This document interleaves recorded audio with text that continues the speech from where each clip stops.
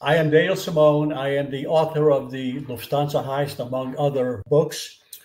Uh, and I'm chatting with Dax. It's certainly been quite a pleasure to be on his show, and I hope to be able to return again.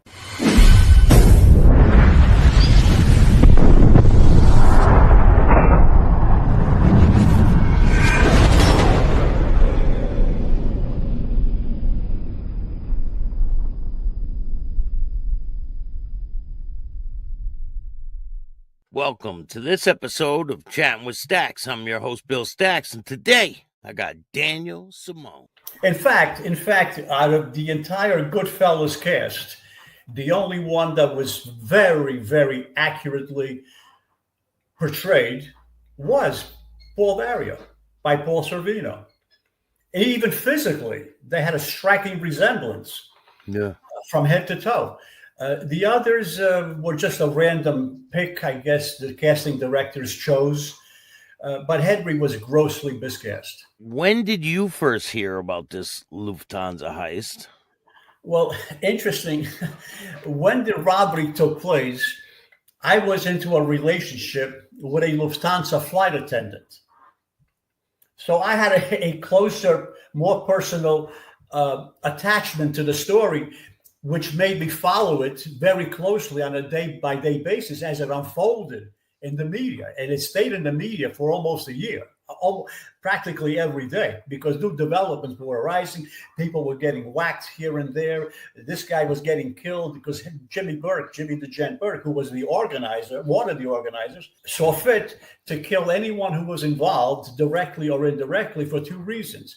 Not to risk that anyone would testify against him, become an informant and testify again. Secondly, Jimmy Burke found it more advantageous to kill them as opposed to paying them the share that they were entitled to and demanding.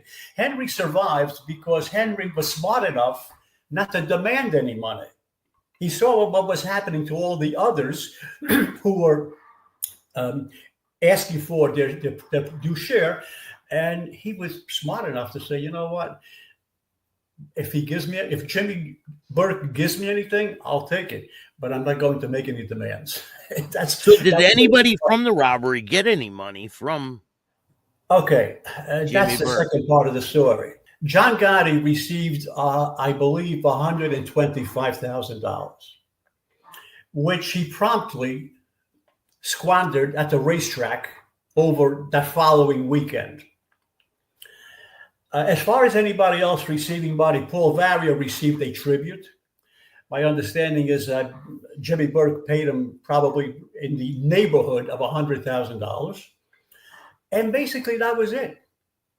Everybody else was killed, or more accurately, Jimmy Burke killed everyone else, save for Henry Hill. Then Henry became an informant because he shortly after the Lufthansa robbery, Henry was arrested for narcotics distribution. And his backer was Jimmy Burke.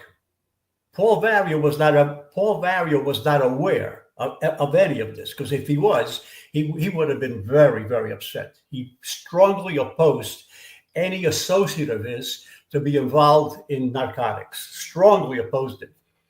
So Henry was arrested for narcotics. To save himself, he decided to become an informant. He became an informant, struck a deal with the prosecutors. They gave him immunity, promised to enroll him in the witness protection program. And when they sat him down to debrief him, in actuality, Henry had nothing to tell them. Anyone he mentioned had already been killed.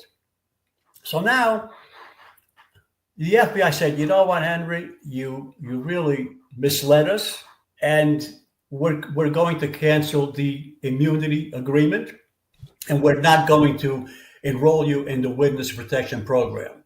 And that's when Henry said, wait a minute, wait, I've got more to tell you. They said, okay, let's hear it. So at that point, Henry started to make up stories.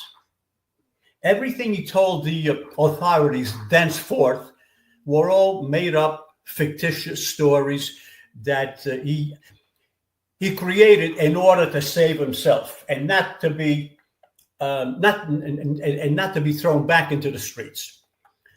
So ultimately, Henry was placed in the federal witness protection program.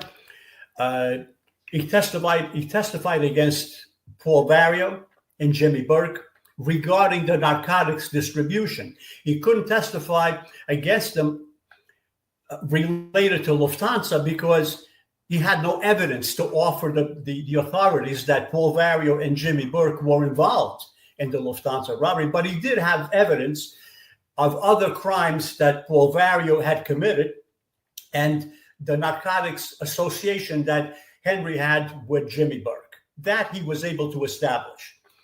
So ultimately, Jimmy Burke and Paul Vario were sent to prison. They both died in prison.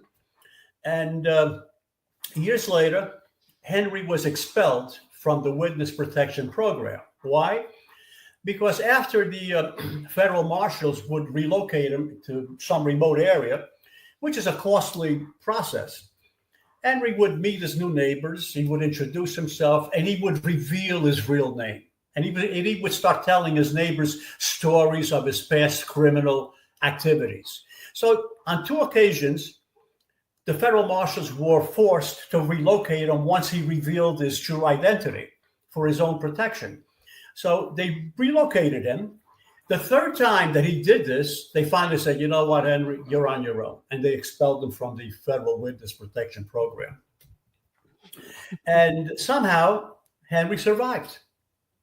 Because by that point in time, everyone was already in prison or had died for one reason or the other. And Henry naturally survived. No one was actually determined to look for him or to even do any harm to him. It was already past that point and stage. And of course, at some point, he and I met. But here's the interesting point of the story. Henry passed. My book was published, the Lufthansa Heist book.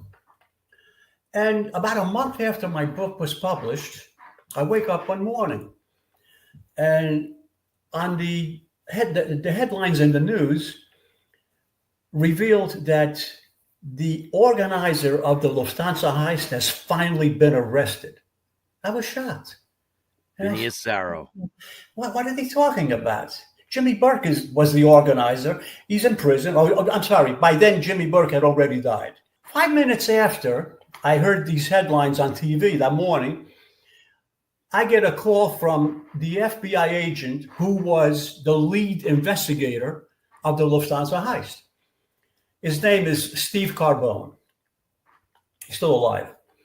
And Steve calls me and he says, did you hear the news? I said, yes. He says, what do you know about all this? I said, I don't know anything. Actually, I was about to call you and ask you the same thing. And we were all absolutely stunned and flabbergasted. So now they finally revealed that one of the lead gunmen of the Lufthansa heist turned himself into the FBI and offered to be an informant. His name was Gary Valenti. Gary Valenti's cousin was Vincent Asaro. Asaro was a Bonanno captain. So Gary Valenti told the FBI that he was the lead gunman and that his cousin, Vincent Asaro, was one of the organizers of the robbery. So they arrest Vincent Asaro. He goes on trial. Gary testifies against him. And at the same time, Gary testified against, I believe, 30 or 40 other former mafia associates of his. And he actually assisted the authorities in imprisoning about 15 or 20 individuals, including Vincent Asaro. But during that trial, Vincent Asaro was acquitted. There are many reasons, in my opinion, why he was acquitted. One of the reasons is, according to one of the prosecutors, that some of the jurors had read my book. And Vincent Asaro, no Gary, appear in my book because I didn't know anything about them. Henry never mentioned them to me. He never mentioned them to the authorities. He never mentioned them to the FBI. So some of the jurors read my book, And the prologue in my book is written by Steve Carbone, the FBI agent I just mentioned. And in the prologue, Steve mentions that the book is extremely accurate, very, very well researched, and he really commended the entire compilation of my book. So naturally, if you're the juror and you read this book, the FBI says that the book is very accurate, and Gary Valenti does not appear in the book. His cousin Vincent Asaro don't appear in the book. So the jurors must have concluded that Gary must be lying. He must be making up some of these stories that he's testifying to. And so that was one reason probably why Asaro was not convicted. I have